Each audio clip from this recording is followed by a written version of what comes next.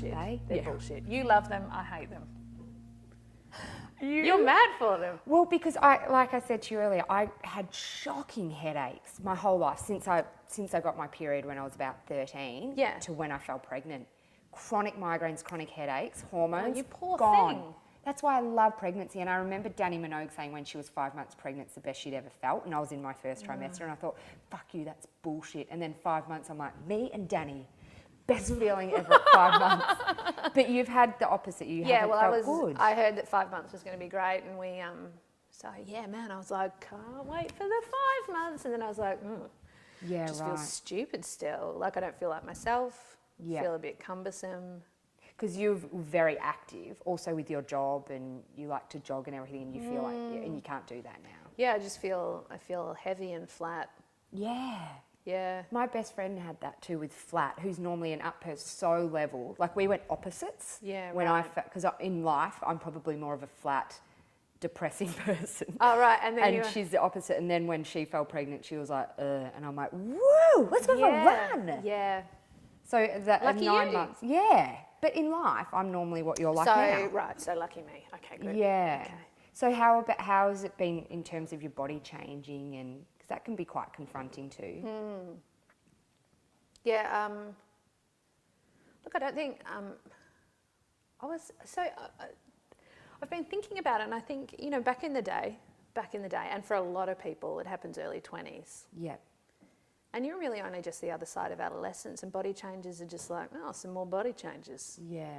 I know how this works. I'm 37, and it's pretty much been 20 years since adolescence. So I've had 20 years of my body shape being essentially the same, and me knowing what it feels like to be me. Yeah, right. And also just developing an identity of somebody who's a jet setter who goes out at night and has no responsibility, so it's shaking my sense of identity. And I totally want the child, but I realise I have no regrets about waiting till 37. I hadn't met my husband in my 20s for a start. Right. Like I met him at 30. Right.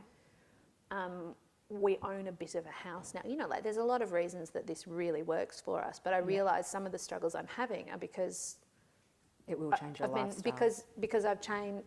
Because just even the physical changes are such a surprise. Right. For somebody who has been physically pretty similar for 20 years. Yeah. So growing at the front, it's like, this is very confronting. Yeah, right. Like there's a thing in there. It's really in there. Yes. I can feel it.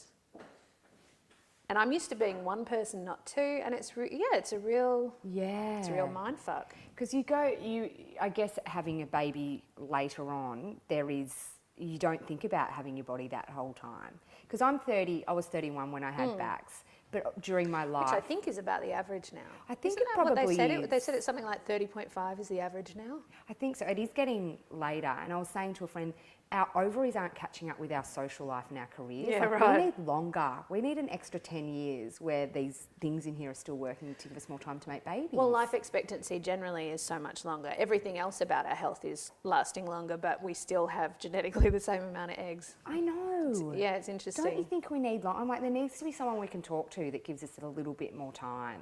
Yeah. So you can go, if I want to have another, because Jane Kennedy, who was on the couch, started her family probably about the same age as you, but she knew that they wanted quite a few, so they had to go bang, bang, bang. Yeah.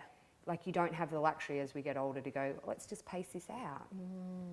Do you think about future babes? Are you happy at a limited edition? Oh, look, always imagine, both my husband and I come from families of 3. Right. So, so I think we've always had, you do model on your own experience, and so we've always had this assumption that we'd have 2 or 3 kids. Yeah, right. And I've always looked at people that had 1 and gone, that's such a curious, you've got 1. Yeah. It won't be any more. How much harder would it be just to have another one, and then that one's got one to play with, and you've got a replacement if something happens to one of them. As in, you don't say this. Like their toys. Right. That one's a bit Well, broken. This one's good. I mean, what if that one turned out to be a bit, come on. Then you go, you still got your And there's one in every family. Well, yeah, I know, there right? Really so is. if you only have 1, then it's going to be that one. Exactly. Okay. all sounds a little bit insensitive. My point is, I always looked at people with one and was surprised that they didn't just have another. And now that I've gone, oh, I am not particularly suited to pregnancy, I realise I'd be quite happy just to go, oh, got one buddy, great little buddy, don't need another one. Yeah. So I'm not sure.